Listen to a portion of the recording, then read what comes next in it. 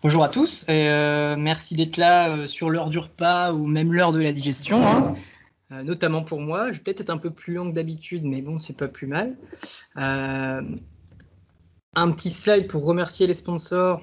Déjà Epitech hein, pour le hosting de l'événement, et puis tous les sponsors sans qui on ne serait pas là aujourd'hui. Merci bien à eux.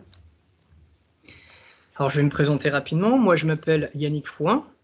Ça fait une dizaine d'années maintenant que je fais du développement autour des technologies Microsoft et que je me rapproche de plus en plus de l'architecture depuis environ 3-4 ans, je dirais. Et j'ai une certaine également appétence pour les techno-cloud de Microsoft, je dirais à peu près depuis le même délai, 3-4 ans. Donc moi je suis indépendant. J'ai monté ma structure qui s'appelle NetTrex. Alors Net pour le .NET, T pour Technical, Rex pour les retours d'expérience. Et comme vous l'aurez deviné, j'adore les T-Rex. Donc j'ai fait mon petit blog que vous retrouverez sur nettrex.com. Et sinon, vous pouvez me retrouver sur mon Twitter, mon LinkedIn. Et tout le code de cette présentation se retrouve sur mon GitHub. D'ailleurs, il n'y a que ça pour le moment sur mon GitHub. Je suis en train de préparer des choses, mais il faut du temps pour rajouter d'autres choses. Alors, l'objectif de cette session, c'est que tous ensemble, on va monter une application entièrement serverless qui va permettre de voter en temps réel. Donc, je vais commencer par brièvement décrire ce que c'est le serverless. Ensuite, quelles sont les opportunités de serverless, enfin quelques opportunités serverless qu'on a dans Microsoft Azure. Et puis ensuite, je vais décrire plus spécifiquement les 3 services que moi j'ai choisis pour monter cette application, qui sont les Azure Functions, l'Azure Cosmos DB et l'Azure Signaler Service. Et ensuite, on passera à une démo. Donc, le serverless, qu'est-ce que c'est? Voici une longue définition imbitable que je garde depuis un bon moment et que j'hésite à retirer de mes diapos, mais grosso modo, le serverless, en fait, donc, le mot, moi, je le trouve pas forcément bien choisi, parce que derrière, il y a toujours des serveurs. Mais en fait, ce terme signifie que on déploie notre applicatif sans avoir à penser de l'infra qu'il y a derrière. On ne pense pas au serveur. C'est pour ça que le terme serverless est là. Et on ne paie que pour cette consommation d'infra qui a été montée pour répondre à notre besoin applicatif, en fait. Imaginons, mon application déroule pendant 30 minutes, je ne vais payer que 30 minutes de l'infra qui a été montée pour moi. Et souvent, un gros avantage à ça, c'est que la scalabilité est gérée automatiquement par le cloud provider. C'est l'un des gros points positifs du fait de faire du serverless. Alors, on retrouve quelques services dans Azure. Donc moi, je vais faire un gros focus sur Azure Functions, qui est un petit peu le fer de lance serverless de Microsoft. On va parler de Cosmos DB, qui permet de faire du serverless depuis très récemment. Alors, j'ai pas la date, mais je sais que c'est cette année. Ça fait pas très longtemps qu'ils permettent une consommation serverless de leur service. Et le Signaler Service, qui lui était déjà en serverless dès sa sortie, je crois. Et sinon, on peut parler des Logic Apps qui permettent aussi de ne pas avoir à penser à l'infra et de payer à l'usage. Et il y a un mode serverless également sur le SQL Server Database. Et on en trouve d'autres. Je les connais d'ailleurs pas tous, exhaustivement. Ah, la CI, oui. Si la Azure Container Instance, que j'ai déjà utilisé aussi. Mais je n'ai pas pensé à celui-là, tiens. Je pourrais la rajouter. Comme je le disais, les Azure Functions, donc c'est le fer de lance serverless d'Azure depuis fin 2016 à peu près. On y retrouve plusieurs langages de développement, donc on peut faire des Azure Functions en C#, en JavaScript, TypeScript, en Python, en Java, et je crois que le petit dernier sorti, ça doit être en PowerShell.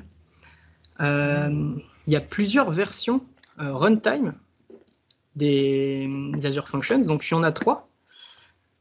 On va regarder ça ensemble. Qui en fait ne supportent pas les mêmes versions des langages dessus. Donc là, comme on peut le voir, la version 1, par exemple, c'était le .NET Framework 4.7. La 2, c'est du .NET Core 2.2, et la 3, la plus récente, on est sur la dernière version de .NET Core, la 3. Et c'est pareil pour les autres langages. Donc on peut voir par exemple que si on utilise le runtime 1, on ne peut pas faire de Java, ni de PowerShell, ni de Python, ni de TypeScript, excusez-moi. Donc voilà, tout ça pour vous dire qu'il y a plusieurs runtime qui correspondent à la version du langage aussi qui est associée. On a bien sûr toute une batterie de tools, d'extensions pour Visual Studio Code, même Eclipse. Et on peut également développer nos Azure Functions depuis l'interface web. Alors, c'est plutôt intéressant dans le cas du PowerShell, je trouve, de pouvoir les développer depuis l'interface web. Par contre, pour ce qui est des projets sur d'autres langages un peu plus, on va dire, orientés objet, c'est mieux de le faire depuis des éditeurs. Alors, ce que j'adore, moi, dans les Azure Functions, c'est qu'il y a une gestion des entrées-sorties. C'est-à-dire que l'Azure Functions de base interprète les entrées en les transformant en objets, etc. C'est du REST derrière, enfin pour la plupart. Elle transforme tout ça en objets et on détermine ensuite une sortie. Enfin, vous verrez tout ça dans le code, ce sera plus explicite que ce que je viens de vous dire. Et il y a un système de déclencheur pour déclencher vos Azure Functions qui lui repose sur toute la puissance de l'écosystème Azure. En fait, on n'est pas obligé de lancer une Azure Function depuis un call REST. On peut, je vais vous montrer ça depuis la page web. Alors, on peut lancer une Azure Function depuis un événement du Cosmos DB, c'est pour ça que je l'ai choisi, du Event Grid, des Hubs. En fait, par exemple, dès qu'il y a un événement qui arrive dans Hubs, ça peut lancer une Azure Function. On peut brancher le démarrage d'une Azure Function sur un événement autre qu'un appel HTTP. Donc on a la liste exhaustive, je laisserai le lien, hein. Vous verrez tout ça. Ce que j'aime bien, c'est qu'il y a une documentation complète, hein, donc bon, certains sur le réseau. Alors, au bémol près que là, j'ai eu à faire pas mal de fonctions en PowerShell ces derniers temps. Par contre, pour ce qui est du PowerShell, j'ai vraiment eu du mal. J'ai dû me dépatouiller beaucoup de fois tout seul. Mais pour ce qui est du C#, là, on est au top. Après, peut-être un peu moins Java, Python. À vrai dire, je ne sais pas vous dire. J'ai surtout fait des fonctions en C# et en PowerShell pour ma part. Donc, comme je le disais en introduction, ce qui est très très intéressant avec ça, c'est que la scalabilité est automatisée par la plateforme. Grosso modo, on a un scale controller qui écoute tous les événements possibles que vous avez répertoriés en tant que trigger pour vos Azure Functions. Et en fonction du nombre reçu, lui, il va créer le nombre d'instances de vos Azure Functions nécessaires pour répondre à la demande, en fait. Et on peut tester depuis l'interface web. Je vous montrerai également ça pendant la démo. Donc là, j'ai mis deux petits retours d'expérience que moi j'ai. Alors, il y a un petit bémol quand on fait de l'Azure Functions, c'est qu'il y a souvent des problématiques de call start qui s'expliquent du fait que l'infra, elle n'est peut-être pas tout de suite allouée quand vous faites votre premier call à vos Azure Functions. Il faut laisser le temps, hein, je reviens sur la dépo précédente, au scale controller, même de créer la toute première instance que vous avez besoin pour répondre au call qui vient juste d'être fait. Donc, on a quelques problèmes de call start, faut y penser. Faut aussi penser, de toute façon, on fait des calls en HTTP, de bien prévoir une politique de retry. Donc, pour gérer ces problèmes de call start, mais pas que. En termes de sécurité, ce qui est pas mal, c'est qu'on peut gérer les accès aux fonctions avec différents levels. Alors, là, j'avais trouvé un super article. Là, nous, pour notre exemple, en fait, on va faire des fonctions de type Anonymous, c'est-à-dire que n'importe qui pourra les appeler. Mais on peut faire comment dire, une autorisation de type fonction, c'est-à-dire qu'il y a un seul code d'accès qui permet d'accéder à cette fonction, et donc seules les personnes qui auront ce code d'accès, c'est un token, hein, qui auront ce token pourront accéder à cette fonction. L'admin qui a un token qui permet d'accéder à tout. Et après, on peut aussi faire des authentifications Azure AD, enfin, il y a des extensions pour faire tout ça. Alors, le runtime, lui, ah oui, la gestion par le réseau. Alors ça, j'ai été confronté à ça récemment. On voulait isoler nos Azure Functions du reste, et il s'avère qu'en mode consumption plan, la seule solution qu'on a pu prendre, c'était de faire de la restriction IP.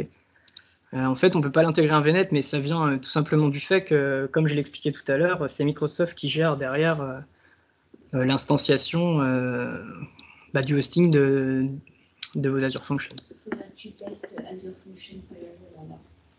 Ah oui? C'est un firewall intégré au... C'est Azure Function Firewall. En fait, tu as un firewall dans la fonction et ça te permet de sécuriser tout ton système. Ah d'accord. Y compris en dehors de ton site. Super. Bon. C'est encore un nouveau terrain de jeu. Ouais. Comme je l'ai dit sur la diapo finalement précédente, j'ai aussi remarqué que c'était beaucoup plus avancé, que ce soit la documentation ou même les possibilités pour C# et .NET Core. Ça m'étonne pas trop, hein, c'est quand même les langages maison Microsoft. On peut par exemple faire de l'injection de dépendance en C#, on peut pas le faire en PowerShell ou en Java. Voilà, c'est vraiment dédié en fait système d'injection de dépendance qu'on retrouve dans .NET Core. Et le runtime, oui, il fonctionne en mode bac à sable. Pourquoi? Je pense que c'est pour éviter que les machines allouées par Microsoft se retrouvent à lancer, on va dire, des workloads énormes et pompent toutes les ressources des machines qui ont été allouées. Donc par exemple, moi, ce qui m'est arrivé, je faisais appel à un cognitive service pour récupérer une image et en fait, je devais la cropper. Les dimensions ne convenaient plus. Et j'ai voulu utiliser une librairie du framework qui s'appelle system.drawing, qui était un réflexe de développeur, on va dire classique. Et en fait, cette librairie, n'est pas supportée dans le runtime Microsoft parce qu'elle utilise énormément de ressources processeurs et graphiques pour couper les images. Donc, comment je m'en suis sorti, c'est que j'ai utilisé une autre librairie. Alors, j'ai pas le nom en tête, mais j'ai utilisé une autre librairie qui était beaucoup moins consommatrice. Et c'est passé. Qu'est-ce qui m'est arrivé aussi? Non, c'est tout. On sait comment si elles sont compatibles ou pas? Bah non, malheureusement, c'est... Ouais, voilà. On s'en rend compte vraiment que quand on teste, des fois ça queen, ça bloque. On creuse et bon. Le message d'erreur était quand même relativement explicite. C'était vraiment not supported by the runtime. Donc bon, tout de suite on se dit, voilà, je vais essayer autre chose, quoi. Alors, Azure Cosmos DB, donc c'est un service de base de données NoSQL qui est globalement distribué. Alors, moi, je m'y connais un peu moins là en Cosmos DB. Je sais qu'il y a plusieurs niveaux de consistance, de cohérence de la donnée à un niveau mondial. Hein. Elle est répliquée selon d'ailleurs des stratégies que je ne connais pas par cœur non plus. Donc la donnée est automatiquement indexée. Ce que j'aime bien moi avec Cosmos DB, c'est qu'en fait on peut l'interroger depuis plusieurs API. On peut l'interroger en SQL, en MongoDB, Cassandra, etc. Donc ça c'est plutôt pas mal. Il y a un émulateur pour faire du développement local. Donc à la première fois que j'ai fait cette démo, alors je ne sais plus dire quand c'était, ça devait être en 2018. Et à l'époque, c'était relativement cher Cosmos DB. Ça me revenait à peu près à 1 € par jour pour faire la démo. Et encore, moi je faisais un usage très light. Mais maintenant, là, il y a un plan gratuit donc, qui est disponible depuis mars. Et comme je vous le disais, il y a un mode serverless qui est toujours en preview. C'est celui que j'ai utilisé dans ma démo. Donc là, c'est la première fois que je fais la démo en mode réel full serverless. Tous les services que je vais utiliser sont serverless. Ah oui, c'est toujours en preview. Bah, je croyais que c'était sorti de preview, le mode serverless de Cosmos DB. Bah, autant pour moi. Donc, voilà, j'ai mis des liens pour les pricing. Vous retrouverez celui, on peut en parler rapidement d'ailleurs. Parce que c'est aussi le but. Là, dans le mode gratuit, qui est où? Alors, on a le droit à 1 million d'exécutions gratuits.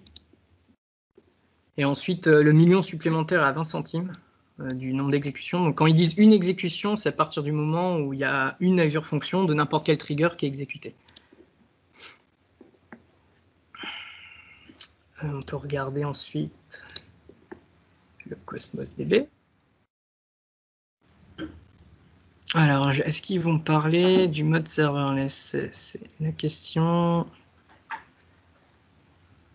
Voilà, sans serveur. Donc, pour 1 million de requêtes, donc ça, ce qu'ils appellent un RU, c'est une écriture, une modification, un ajout de documents dans votre Cosmos DB. Donc, le premier million, il est à 23 centimes, 24 centimes. Donc c'est peu cher. Maintenant, on va parler d'un autre service serverless qui est Azure Signalaire. Alors Signalaire, ça existe depuis un bon moment. Au début des années 2010, on a eu la mode du temps réel qui est arrivée avec plusieurs protocoles comme les WebSockets ou Comet. Et en fait, cette librairie développée par Microsoft avec notamment David Fowler, que je vous recommande de suivre, qui est vraiment... moi, quelqu'un qui me passionne chez Microsoft, c'est quelqu'un qui travaille sur le .NET Core, qui fait vraiment des choses super intéressantes, notamment en termes de performance pour les frameworks. C'est lui qui avait porté ce projet à l'époque. Et donc voilà, c'est celui qu'on va utiliser là pour voir nos votes en temps réel, qui a un mode serverless, sur lequel on se connecte, ça crée les hubs, et on n'a pas du tout à gérer l'infra en fait. De toute façon, c'est ce qui se cache derrière, c'est le mode serverless. Tout est géré par la plateforme Azure. Et il y a un pricing également. Où est-ce qu'il est le mode serverless? On n'a pas... Bon, je sais pas lire, je l'ai pas là. Oui, allez-y, entrez. Bonjour. Alors, là, je vais vous montrer un petit peu l'architecture qu'on va mettre en place dans cette démonstration. Donc, moi, ce que j'ai fait, c'est que j'ai codé 5 triggers. Donc, il y en a 3 qui sont mode HTTP, qui sont la récupération des votes, qui interrogent le Cosmos DB pour récupérer les votes existants, la création du vote. Donc, en fait, vous allez voir dans la démo, je peux également créer un vote avec A versus B.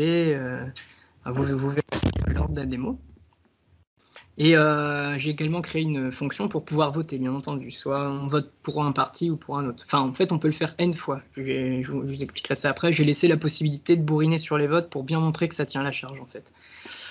J'ai un autre trigger qui est un trigger de type Cosmos DB. Donc, à partir du moment où l'un de mes documents, donc quand je dis un document, c'est un vote. Et un vote, ça contient quoi? Ça contient une partie gauche, une partie droite, un nombre de votes à gauche, un nombre de votes à droite. À partir du moment où il y a un de ces documents qui est modifié, donc c'est pas tout de suite, il y a quand même une agrégation. Je sais plus, c'est paramétrable dans les Azure Functions, mais je crois que ça doit être toutes les 5 ou 10 secondes qui trigger ma fonction. Cosmos DB qui, elle, justement, envoie ce document à Signalair, et lui, par la connexion WebSocket temps réel avec mon application, retransmet directement les votes à cette dernière. Et là, la Negotiate, en fait, c'est pour justement initialiser cette collection temps réel avec la partie Signalair. C'est juste un échange de bons procédés pour dire comment on se connecte, etc. Voilà, on est connecté et après ils échangeront par le WebSocket qu'ils auront mis en place. Donc on va regarder un petit peu de code pour vous montrer à quel point cette démo ne coûte pas cher en code. Alors, le Negotiate, il est lancé une fois quand l'appli est lancée. Exactement, c'est ça. Ouais.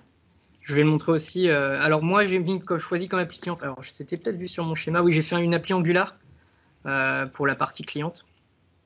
Et j'utilise aussi l'extension Angular Signalair, fournie aussi dans les packages NPM par Microsoft pour se connecter au service Signalair qui est dans le cloud. On va regarder un peu de code, comme je disais. Donc, comment ça se présente une fonction? Une fonction, elle a un nom. Donc, ce que j'adore aussi, c'est que c'est beaucoup de programmation par attribut. Donc, moi, comme je le disais, j'ai peu d'expérience sur Java, Python, etc. Alors, je ne sais pas si c'est la même chose. Par contre, en C#, c'est super agréable à coder réellement. C'est un plaisir. Donc là, on donne un petit nom à notre fonction. Donc, les authorization levels, c'est ce que je vous ai décrit tout à l'heure. Donc là, moi, comme je vous l'ai dit, pour les besoins de ma démo, je ne suis pas monté très haut dans les autorisations, enfin, je suis même au niveau le plus bas. C'est-à-dire que n'importe qui a l'URL de ma fonction peut l'appeler, quoi. Donc là, c'est du get. Donc là, pareil, on retrouve les verbes HTTP, donc get, post, put, etc. Delete. La route. Donc la route, ce sera le nom l'URL de mon Azure Function, /API/vote. Et le event name, alors oui, c'est vrai qu'un vote contient un event name. Je vais vous montrer d'abord l'objet vote, tiens, c'est pas plus mal de commencer comme ça. Donc voilà ce que je disais. L'objet vote, il y a bien une partie gauche, une partie droite, un nombre de votes à gauche, un nombre de votes à droite. J'ai associé également un event name pour répertorier les votes par session que je fais. Et j'ai un ID aussi pour pouvoir les retrouver. Là, j'ai comment dire, donc cette fonction, elle est trigger en HTTP, comme on vient de le voir. Et qu'est-ce qu'elle fait en fait? Allez-y, montrez. C'est qu'en entrée, elle va aller écouter Cosmos DB pour aller récupérer tous les votes dont l'event name correspond à l'event name que j'ai passé dans ma route. Et elle va les trier par ID. Et là, directement, en fait, c'est ce que je disais, les entrées-sorties, c'est super bien géré. Ça va aller m'exécuter cette requête sur mon Cosmos DB, récupérer les objets votes et directement comment dire, les mettre dans ma liste ici. Et moi, ce que je fais, c'est hyper bête, je retourne ma liste, vu que tout est fait depuis la programmation par attribut. Voilà un exemple basique de pourquoi j'adore les Azure Functions. Clairement, là, j'ai décrit comment on appelle ma fonction, j'ai décrit quel est son point d'entrée, en fait, et pour le point de sortie, je retourne mon point d'entrée dans ce cas précis. On peut regarder l'ajout d'un vote. Donc, comment j'ai fait pour l'ajout d'un vote? C'est la plus particulière, celle-ci. Donc, celle-ci, c'est une pareil, en HTTP Trigger en put. Donc, on donne dans la route le nom de l'événement, l'ID du vote et le site, c'est-à-dire si on vote à gauche ou à droite. Ensuite, mon premier entrée, c'est le vote, on le récupère. Et là, on déclare une sortie. Donc, contrairement à GetVote tout à l'heure, ici, je vais avoir une sortie. C'est le mot-clé out ici qui dit que je vais avoir une sortie. Donc, c'est le même genre, le même genre de choses. C'est toujours la programmation par attribut. Je donne juste ma connexion, etc. Je vais y venir après, d'ailleurs, parce que je vais vous montrer quel environnement j'ai monté dans le cloud pour faire tourner la démo. Donc, en fait, le vote, mon objet de sortie, c'est mon vote d'entrée. Sauf que si jamais la personne a voté à gauche, je rajoute un vote. C'est aussi bête que ça. Et je dis que ma fonction c'est bien déroulé. Alors, avant de revenir aux autres, on va commencer par l'environnement. Alors, je vais vous montrer ce que j'ai monté dans mon cloud pour faire tourner la démo.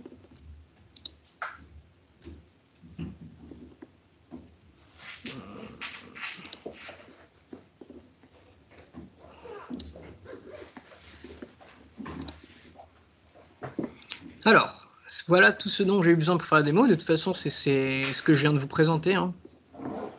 J'ai créé un Cosmos DB, donc en mode serverless. Pour déterminer ce mode-là, c'est au moment de l'ajout. Je pense qu'on peut pouvoir aller le voir rapidement. Sans créer la ressource, parce que ça met du temps. Le fritière. Et voilà, là, le mode serverless, c'est ici qu'il faut cliquer pour utiliser le mode serverless de Cosmos DB, qui est en preview. Donc, j'ai créé un Cosmos DB. J'ai créé de la même façon un signalaire. Donc, on peut regarder également l'option serverless, où est-ce qu'on l'active.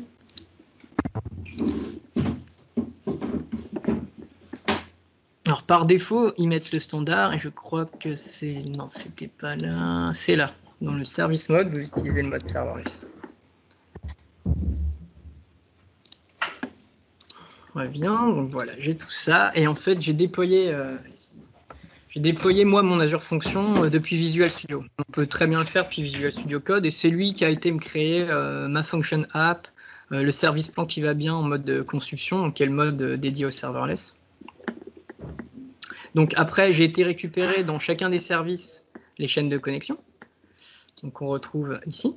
Donc là, j'ai récupéré la primary connection string que j'ai été mettre dans les settings de mon application et que j'ai nommé Cosmos DB Connection, qui est un paramètre, je ne sais pas si vous avez retenu, qu'on a retrouvé tout à l'heure dans la programmation par attribut de mes fonctions. Donc on va re-regarder le getVote. Voilà, on retrouve ici. On donne juste le nom de la connexion, il va la chercher tout seul, il sait où se connecter grâce à ça, et après on joue notre requête. Et j'ai fait la même chose pour le signalaire. Je veux bien, merci. J'ai bien une connexion ici, la connection string de mon service signalaire, qu'on va retrouver dans le negotiate. Enfin, il va la chercher automatiquement. Voilà, ça c'est bon parce que je voulais vous montrer. Donc, ce qui est pas mal, c'est qu'en local, on peut débugger. Donc là, je pointe sur des ressources Azure, mais il est possible de tout exécuter en local en émulant le Cosmos DB en local. C'est totalement possible de faire tout en local. Bon, là, moi, pour les besoins de la démo, je m'étais branché sur mes services Azure pour m'assurer que tout fonctionnait. Donc, c'est pas grave, on va faire tourner ça sur mes services Azure. C'était juste pour vous montrer le mode de debug, de test qui est fourni avec le runtime des Azure Functions. Il faut quoi en local pour faire tourner Alors, il faut installer les tools, les Azure Function Tools. C'est un kit complet. Il t'installe directement tout sur ta machine. Ouais. Tu as le runtime, un stockage émulé, enfin tout est fourni et direct, bah voilà, hop, tu lances, ça tourne. Et ce que j'aime bien, c'est qu'il y a une petite présentation des fonctions disponibles. Donc là, on retrouve les fonctions que j'ai développées. Donc par exemple, si on veut tester le getBot, c'est super simple. Là, donc c'est en get. En plus, j'ai pas Postman sur mon post, mais c'est assez pratique. On va aller récupérer les votes. Donc l'event name, moi je l'ai appelé AOS ce coup-ci.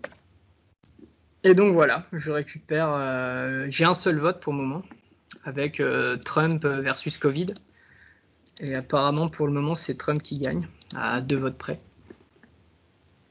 Donc c'est pas mal, hein, vraiment, pour tester. Ça, je trouve ça vraiment super, en local. Donc on peut tester en local. Ce qu'il faut penser que ce runtime, oui, c'est open source, et ce runtime, il est exportable. C'est-à-dire qu'on peut le mettre dans un container et aller faire tourner de l'Azure Functions dans Kubernetes, par exemple. J'en parlerai un peu plus en détail sur la fin, mais voilà, il faut bien avoir en tête que c'est un runtime qui est exportable et qu'on peut l'utiliser à d'autres endroits que dans un app service.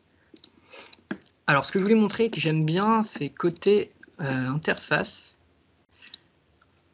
Alors, pour revenir à mes chaînes de connexion, il faut que je vous montre ça. Donc, tout ce que j'ai eu à faire, c'était après de brancher, de remettre mes chaînes de connexion donc dans la configuration de mes Azure Functions sur le cloud. Donc on retrouve bien ma Cosmos DB Connection et mon Azure SignalR Connection. Donc j'ai juste eu à ajouter ces 2 connexions. Et ce que je voulais vous montrer que j'adore moi, c'est qu'on peut également, depuis l'interface web, tester nos fonctions. Donc on va refaire un getBot par exemple. Ici, il y a la petite fonction code plus test. Hop, on clique sur le petit bouton test run et là directement il détecte la fonction. Donc il n'y a bien que le verbe get que j'ai décrit dans l'attribut, donc je peux prendre que celui-ci. Parce qu'en fait on peut avoir plusieurs verbes pour la même fonction. L'event name, il a tout de suite détecté que j'avais besoin de passer un event name dans la query. Hop, il me l'a pré-rempli, donc ça c'est top. Donc là on a bien dit que c'était AOS. On peut en rajouter d'autres si on veut, mettre des choses dans le leader. Voilà, si on augmente la sécurité haute, on peut faire passer des tokens, etc. Je run cette fonction. Donc là, ce qui est pas mal, c'est qu'on a les logs également. J'en ai pas eu. Oui, c'est vrai, je log rien. J'ai tellement été rapide dans ce développement. Et on retrouve, comme tout à l'heure, l'objet du seul vote qui, pour le moment, a été créé. Donc le Trump versus Covid. Donc, voilà, ça, c'est vraiment, vraiment sympa. Parce que si on a des petits soucis en prod, on peut vite revenir dessus et essayer de tester plusieurs paramètres. On n'a pas besoin d'avoir son Postman chez soi. Pour les ops, par exemple, ça c'est super, quoi. Un dev, bon, il peut faire ça depuis son post, mais pour un ops, ça c'est assez pratique. Voilà, je pense qu'on a globalement fait le tour. Je vais quand même montrer le Cosmos DB Trigger qui est différent des autres parce que je ne l'ai pas montré. Alors voilà, depuis tout à l'heure, on regardait donc des triggers de type HTTP. Là, c'est un trigger différent. Donc dans la démo, il n'y en a que 2 différents qui sont utilisés, hein, des triggers HTTP et un trigger de type Cosmos DB. Donc on retrouve encore la chaîne de connexion. Donc après, on a le nom de la base et la collection. Alors ça, c'est décrit dans mon GitHub, ce qu'il faut créer pour pouvoir bosser. Il faut créer une base qui s'appelle vote avec une collection qui s'appelle vote. Le list collection name, c'est créé automatiquement par l'Azure Function, et en fait, c'est une collection qui permet de watcher une collection. Si c'est ça, c'est la collection qui permet d'avoir un watch sur la collection principale, en fait, pour savoir qu'est-ce qui bouge, qu'est-ce qui vient de bouger, etc. Ce que je vous l'ai dit, c'est pas instant, en fait. Toutes les 5 secondes, il fait un delta entre les deux, il regarde où il y a eu des modifications, et il envoie ça dans cet objet vote. Donc là, je lui dis juste de le créer si ça n'existe pas. Et en sortie, donc là, je fais un SignalR message. Donc j'envoie un message à SignalR pour dire qu'il y a quelque chose qui s'est passé. Et dans mon message, je dis qu'il faut targeter la fonction côté front, vote updated. Donc je vais vous parler un peu plus du front maintenant. Donc le front, il est aussi bête que ce qu'on vient de voir pour le back. Hein. J'ai juste un app component. D'ailleurs, je crois que j'ai tout fait en mode bourrin dans mon composant.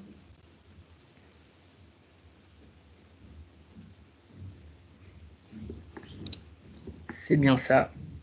Voilà, donc quand mon application AngularFluence, comme tu disais tout à l'heure, je crée ma connexion au SignalR. Donc, juste en quelques lignes, là, je crée mon connection builder qui, lui, récupère aussi l'URL des fonctions. Donc, lui, en fait, il ne se connecte pas au signalaire directement. Hein. Pour se connecter à signalaire, il passe par les Azure Functions et la fonction negotiate. C'est ça la petite spécificité. Et là, j'ai eu quelques problèmes CORS qu'on peut résoudre tout de suite, que j'ai résolu juste en ajoutant l'URL de mon appli dans mes Azure Functions. Ici, j'ai juste dit que mon appli web, elle était autorisée à se connecter à mes Azure Functions. Enfin, sur un domaine différent, du coup, ça c'est un problème de cross-domaine. On ne va pas rentrer trop dans la technique de ce côté-là. Donc, on va revenir à l'Angular.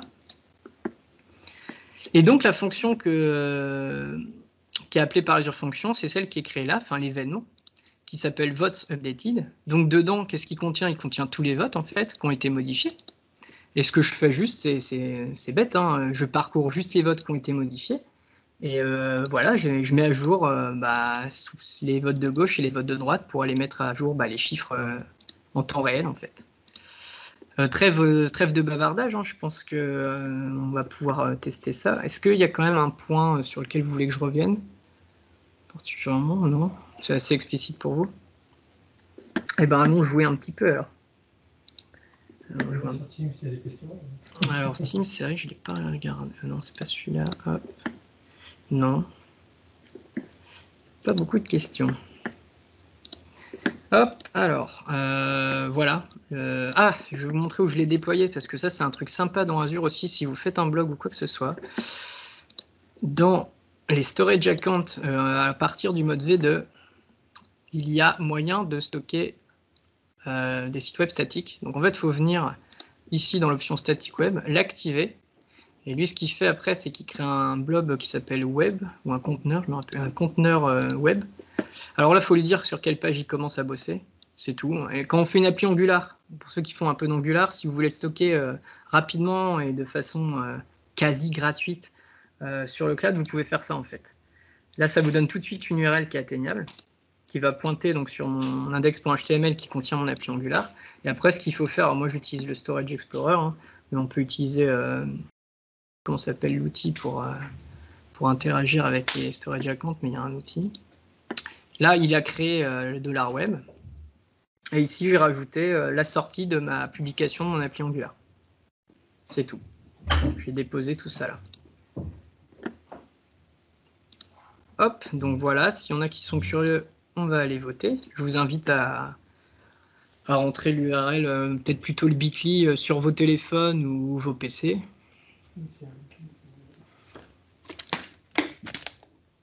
Aussi pour les motiver, hein, il y a l'URL plus longue au-dessus. Hein? Je l'ai mis en dessous. Ouais, il y a les deux, ouais.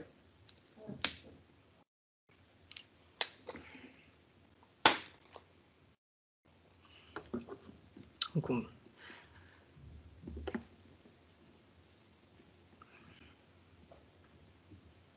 vous me dites quand c'est OK.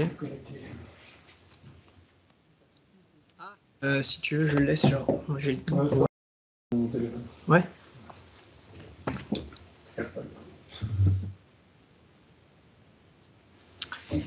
Et voilà, on retrouve donc l'application de vote. Alors, si on peut regarder, là, elle a été se connecter normalement en signalaire. On voit bien les traces ici. Excusez-moi. De la connexion à mes Azure Functions. Enfin, mon signalaire par les Azure Functions.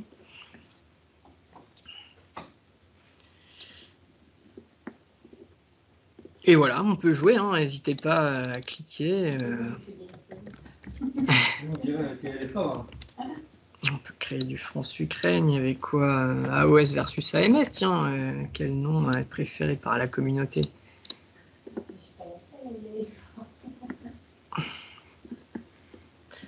Donc voilà, hop. C'est pas un match, AOS versus AMS.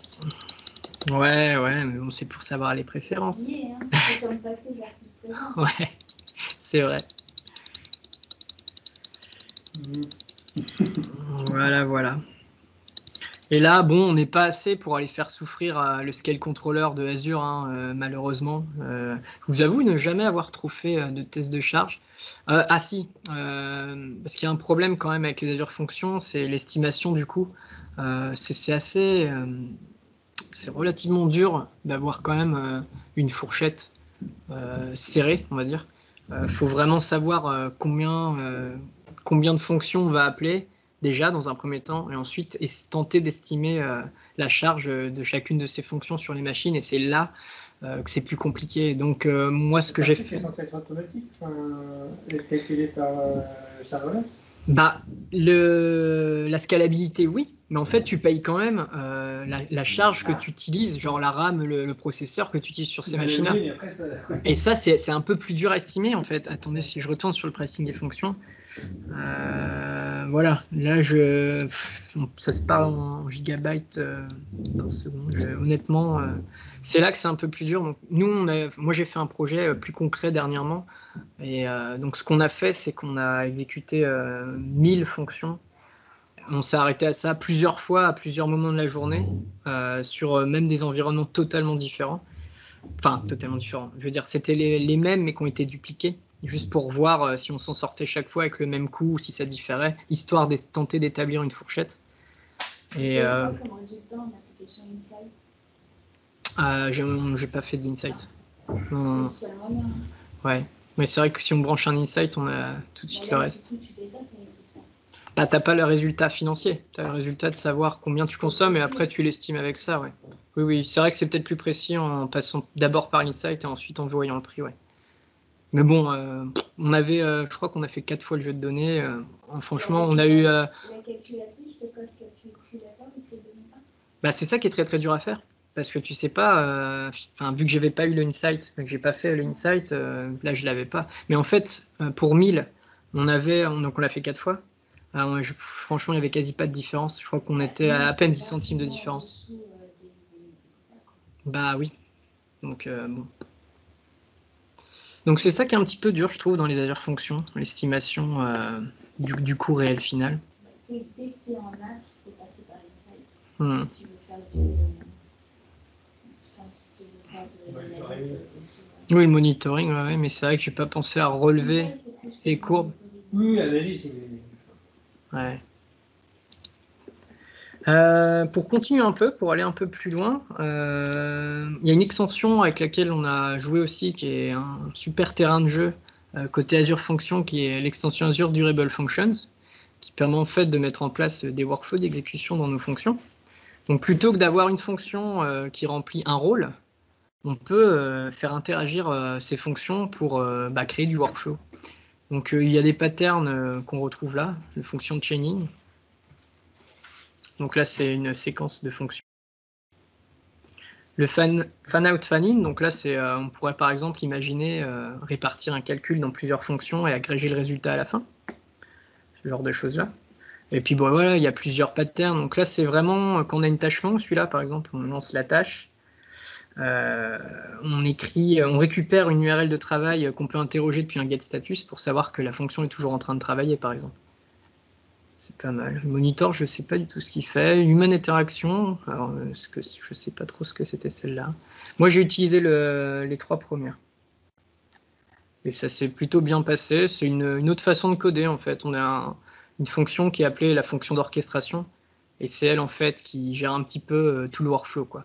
Qui lance les exécutions sur d'autres fonctions, qui fait l'agrégation. Enfin, c'est plutôt sympa comme framework. Enfin, je pense qu'il a le mérite... cette extraction a le mérite d'être testée. Et puis, comme je l'ai dit à un moment dans la présentation, on peut aussi déployer de l'Azure Functions dans Kubernetes. Et avec Keda, on peut gérer, comment dire, un peu comme le scale controller, le nombre de pods, de conteneurs qui exécuteront nos Azure Functions. Et là, alors ça écoute pas tout encore, je crois. Je me rappelle plus, j'ai vu ça. Pour le moment, c'est compatible qu'avec ces triggers-là, qui sont les storage, service bus et Azure Event IoT Hub. Bon, ça m'étonne pas, parce que s'il y a vraiment beaucoup d'événements, dans l'IoT, il y en a énormément. Ce genre de solution containerisée, ça peut vraiment convenir, quoi. Voilà, je suis à combien, moi ? crois que je suis au bout, je vais pouvoir conclure. Donc, comme on l'a vu, les heures fonctions, c'est quand même vraiment un outil extrêmement puissant pour les développeurs, hein. Là, je pense que je voulais vous montrer quand même, en très très peu de lignes de code, je suis arrivé à connecter des services, à les faire communiquer entre eux. C'est vraiment top. Du coup, il y a une certaine sensation de puissance, hein, très très peu de code pour beaucoup de résultats. Par contre, voilà, faut pas y aller non plus tête baissée. C'est bien de faire des POC et justement d'utiliser le mode serverless free pour faire du POC. Ça, c'est pas mal. Mais au bout d'un moment, quand on décide d'aller en prod, faut quand même réfléchir à tout ce qui est l'aspect sécurité, hein. Comment est-ce que mes services vont être utilisés? Est-ce que je donne des tokens différents par client? Est-ce que je sécurise par IP? Est-ce que j'utilise l'Azure Functions Firewall, que moi je ne connais pas, mais j'y jetterai un coup d'œil. Et puis les petits soucis de gestion des coûts, moi je trouve ça relativement dur d'établir une estimation. Et puis après, faut faire des efforts pour coder de façon à limiter sa facture, hein. De toute façon, on va pas par exemple faire un mode de polling, malgré que ce soit possible, hein. On peut faire un timer trigger qui va trigger une fonction, par exemple, toutes les 5 secondes, et qui pourrait après répartir de la charge sur d'autres fonctions, mais du coup, ça va vous coûter plus cher. Si vous pouvez éviter de faire ce genre de système, et plutôt avoir un client qui envoie toutes les informations à une fonction qui, elle, les répartit, ou qui même, elle, directement appelle les fonctions qui ont besoin de travailler, plutôt que d'éviter de faire tourner leurs fonctions, voilà, faut préférer ce genre d'architecture. C'est clair. Par contre, c'est super utile pour qu'il y ait des API.